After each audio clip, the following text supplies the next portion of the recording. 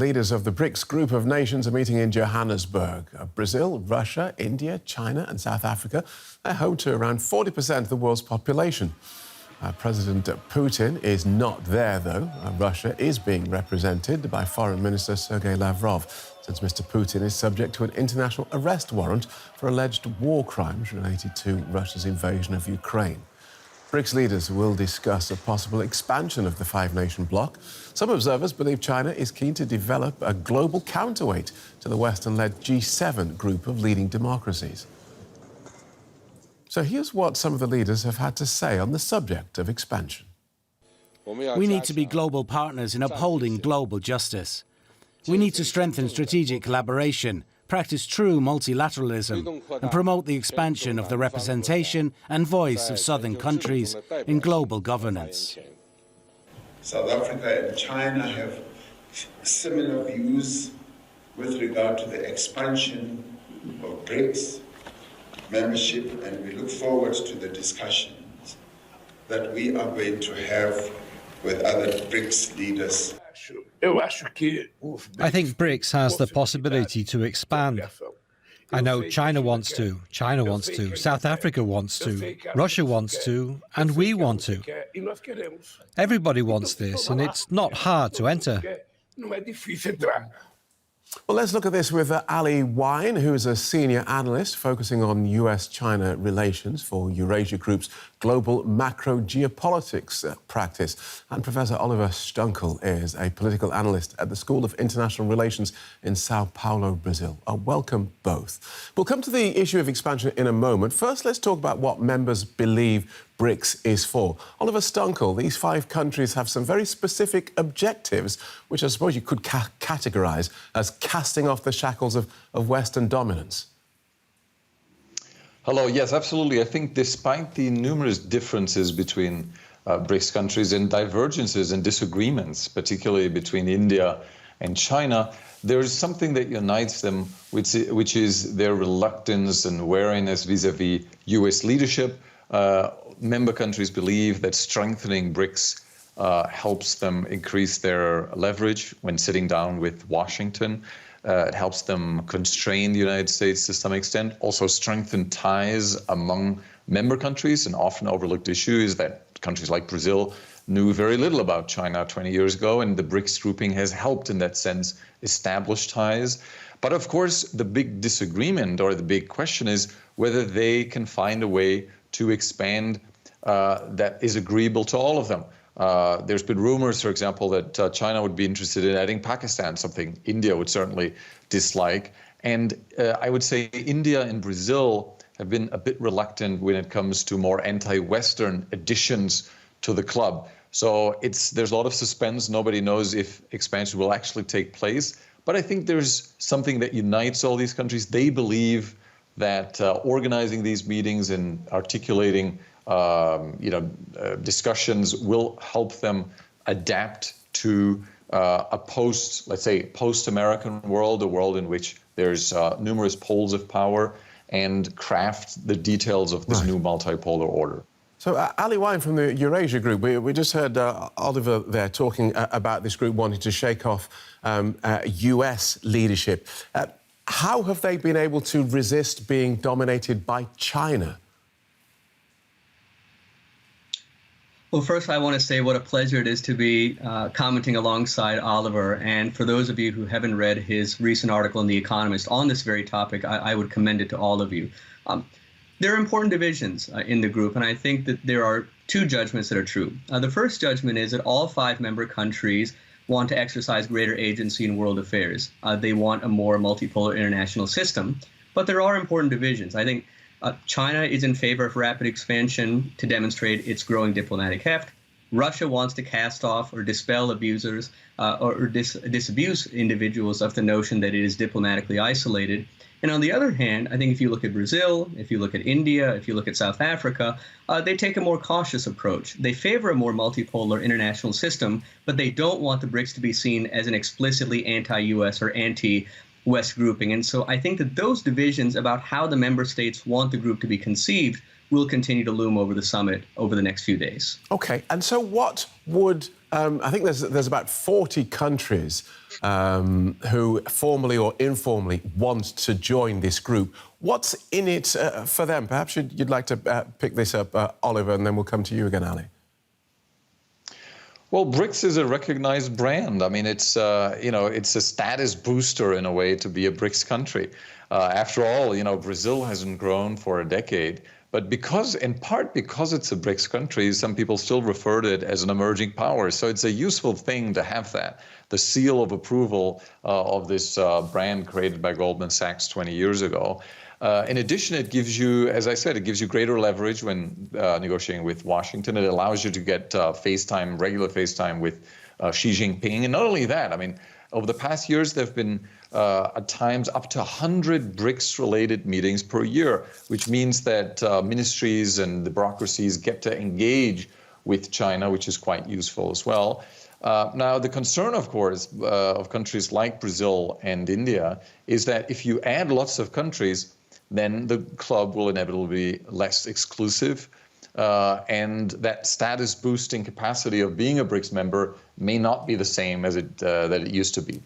And Ali, does BRICS actually have a track record of success? Is there anything you can point at other than just existing and being there to say, well, these are good reasons, one, for you to want to join, and two, for the world to listen to us? So one, you can point to the BRICS Bank. It's still, I would say, it's in its kind of infant stages, but I think that there's momentum if you look at the current members of the new development bank, if you look at prospective members and those who have expressed interest in joining the bank. So that's one tangible achievement. But I want to build on a point that Oliver made about branding. So when Jim O'Neill, the economist from Goldman Sachs, when he coined the term BRICS, so at the time South Africa, this was in 2001, South Africa joined the group in 2010. In 2001, the 5 member countries represented not even 10% of the global economy. Today, they represent a little over a quarter. And so there is a branding, there's a prestige, a cachet associated with membership. The problem is, though, that for those current members, they don't want to see their influence diluted. So the larger the group gets, the less cachet there is for individual members. And so what I expect that we will see over the coming days is not a finalized decision on admitting new members, but perhaps more concrete discussions around criteria for expansion, criteria for membership. And I'll just make one last point. Even though obviously we're currently talking about the BRICS Summit, I think it's important to look at the summit taking place within a wider aperture. If you look at the interest among dozens of countries in joining the BRICS, if you look at the expansion of the Shanghai Cooperation Organization, if you look at the growing interest in the deliberations of the G20, I think if you adduce all of those developments and look at them holistically, what we see is the emergence of an international system in which middle powers in developing countries, they want greater sway, they have greater agency, and they want to contribute to a new global architecture. So, Oliver, if you could pick up that point that Ali made there then about criteria. What are the entry criteria at the moment? Presumably democracy or adherence to the rule of law, not on the list.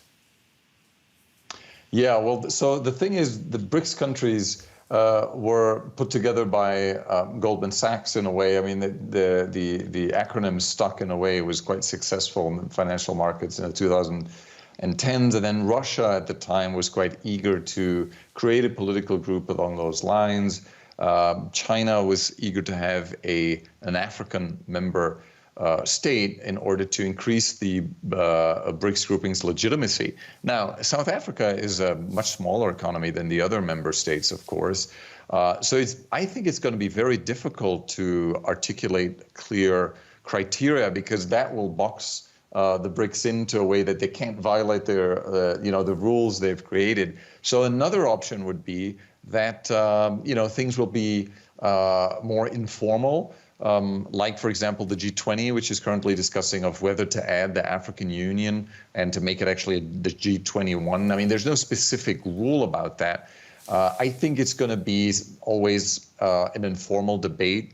And really, it will depend a lot on, I think, what China's interest is.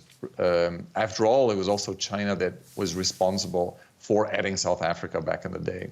OK. So Ali, so does it matter then? I'm just trying to work this out.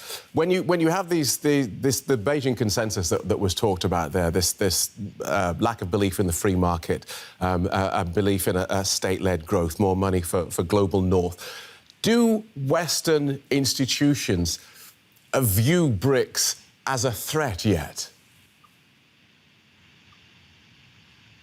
I don't think that they currently assess it as a coherent threat, and I think for some of the reasons that we've been discussing. I think that the BRICS are certainly emblematic of a zeitgeist among middle powers, among large stretches of the developing world. Again, that is the shared desire among a growing number of countries for greater multipolarity, but there are important divisions among the BRICS. And as we were discussing earlier, I think China and Russia, they have a shared and very intense animus towards the West and the United States in particular. But Brazil, India, and South Africa, yes, they want to enhance their range of relationships, but they don't want the bloc to be perceived as explicitly anti-U.S. or anti-West. And so long as those internal divisions persist, I think that the ability of the BRICS to achieve geopolitical coherence will be constrained. But certainly I think Western observers recognize that there is a shared desire among a growing number of countries for a different configuration of international relations. So Western observers will be watching this summit with interest. I don't yet sense that they view the BRICS as a coherent geopolitical challenge. Right, and on expansion, where would your money be for the next countries to join BRICS? We'll start with you, Ali, and then come to you, Oliver. So there are many countries that, of course, have expressed interest in joining. I think the two candidate countries that have been discussed increasingly often are Indonesia and Saudi Arabia. And I think that Indonesia and Saudi Arabia, importantly, they represent two regions that the BRICS doesn't presently account for, respectively Southeast Asia and the Middle East. So Indonesia and Saudi Arabia appear to be sparking a fair bit of interest. But again, to be determined, and I would just reiterate that I wouldn't expect that this summit will reach any final decisions on admitting new members.